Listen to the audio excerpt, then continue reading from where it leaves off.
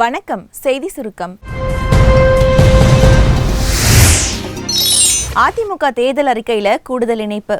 அதிமுக தேர்தல் அறிக்கையில கூடுதல் இணைப்பு இன்னைக்கு வெளியிடப்பட்டிருக்கு. அதன்படி காவேரி கோதாவரி நதிகள் இணைப்பு திட்டத்தை உடனடியா அமல்படுத்த மத்திய அரசு அதிமுக வலியுறுத்தும் அப்படின்னு தெரிவிக்கப்பட்டிருக்கு. பேரறிவாளன் உள்ளிட்ட 7 பேரை விடுவிக்க கோரிக்கையும் விடுக்கப்படுமா. ஈழத் தமிழர்களுக்கு வேலைவாய்ப்பு, வேளாண்மை, வீட்டு வசதி தொடர்பா முழு அளவுல மறுவாழ்வு அளிக்க இலங்கை அரசுக்கு அழுத்தம் கொடுக்குமாறு மத்திய அரசு அதிமுக வலியுறுத்தும் அப்படின்னு குறிப்பிடப்பட்டிருக்கு. சிவகங்கையில கார்த்தி சிதம்பரம் போட்டி. லோக்சபா எலெக்ஷன்ல காங்கிரஸ் திமுக கூட கூட்டணி வச்சு போட்டியிடுது. புதுவை உள்பட 9 வேட்பாளர்கள் பட்டியல் ஏற்கனவே அறிவிக்கப்பட்டிருந்தது. சிவகங்கைக்கு வேட்பாளரா கார்த்தி சிதம்பரம் போட்டியிடப் போவதா அறிவிக்கப்பட்டிருக்கு. ராஜாவை எதிர்த்து கார்த்தி போட்டியிடுறதுனால பெரும் எதிர்பார்ப்பு ஏற்பட்டிருக்கு. தமிழக காங்கிரஸ்ல கோஷ்டி பூசல் வெடிச்சிருக்கு. திருவள்ளூர் தொகுதியில போட்டியிடுற காங்கிரஸ் வேட்பாளர் ஜெயக்குமார மாத்தணும் அப்படின்னு தொண்டர்கள் கட்சி ஆபீஸ்க்கு போய் போராட்டம் பண்ணாங்க. கட்சியோட தலைவர் அழகிரி சென்னை சத்தியமூர்த்தி பவனுக்கு வந்தப்போ தலைமைக்கு எதிராக கோஷங்கள் எழுப்புனாங்க. அப்போ தொண்டர்கள் சில பேரு பெட்ரோல் ஊத்தி தீ குளிக்க முயன்றாங்க. போலீஸ் வந்து தடுத்து நிறுத்தினாங்க. இதுவரைக்கும் வெளியே தெரியாம இருந்த கோஷ்டி பூசல் இப்போ வெடிச்சிருக்கு. தமாக வெளியேறுதா? வடசென்னையில அதிமுக கூட்டணியில இருக்க தேமுதிக வேட்பாளர் அழகாபுரம் மோகன்ராஜ் போட்டியிடுறாரு. அவரோட அறிமுக கூட்டம் ஓட்டேரியிலே நடந்துச்சு. கூட்டத்துல எல்லா கட்சி நிர்வாகிகள், தொண்டர்கள் கலந்துக்கிட்டாங்க. மோகன்ராஜ் வரும்பொழுது தமிழ் மாநில காங்கிரஸ் தொண்டர்கள் சுத்தி கோஷங்கள் எழுப்பினாங்களாம். தன்னுடைய கட்சி தலைவருக்கு சரியான மரியாதை கிடைக்கல அப்படின்னு சொல்லிட்டு கூட்டத்தில இருந்து வெளிநடப்பு செஞ்சுட்டாங்க. அப்பாவை ஓரம் கட்டிட்டாரு அகிலேஷ்.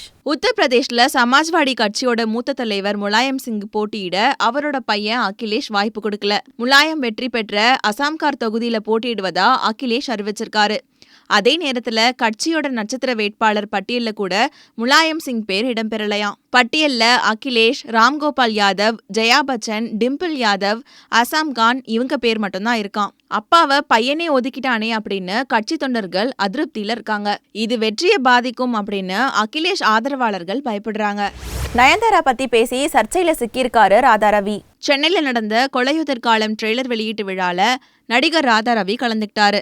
அந்த ஃபங்க்ஷன்ல நடிகை நயன்தாராவை பத்தி ரொம்ப கீழ்த்தனமா பேசியிருக்காரு. நயன்தாரா ஒரு படத்துல பேயா நடிக்கிறாங்க, இன்னொரு புறம் சீதாவா நடிக்கிறாங்க அப்படின்னு சொன்னாரு. முன்னாடிலாம் சீதாவா நடிக்கணும் அப்படின்னா KR விஜயாவா தான் தேடுவாங்க.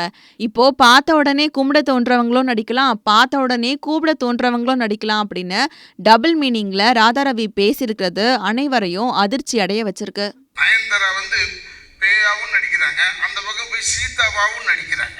இதெல்லாம் சாமி வேஷம் போனோம்னா KR விஜயம்மா தான் தேடுவாங்க. இப்போ அப்படி இல்லை, யார் வேணாலும் போடலாம் சாமி வேஷம். ஏன்னா பார்த்தவொன்னே கும்பிட்றவங்களையும் போடலாம், பார்த்தவொன்னே கூப்பிடுறவங்களையும் போடலாம்.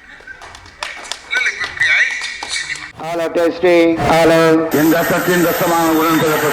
என் உயிரினும் மேலான அன்பு உடன்பிறப்புகளே, செய்வீர்களா?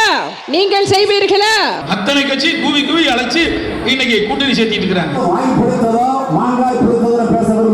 யுத்தம் செய்ய மாட்டேன்னு போயிட்டேன்னு சொன்ன உடனே கோவலைன்னு சொல்லுவாங்க. आप में से किसी ने कहा था कि Rafale CEO has said People of Tamil Nadu are remarkable. தேர்தல் திருவிழா 2019 6 பக்க எக்ஸ்க்ளூசிவ் தேர்தல் செய்திகள். தினமலர் நாளிதழில் தினமும் சில செய்திகள், சில படங்கள், சில தகவல்கள். தினமலர் நாளிதழில் மட்டுமே. தினமலர், உண்மையின் உரைக்கல்.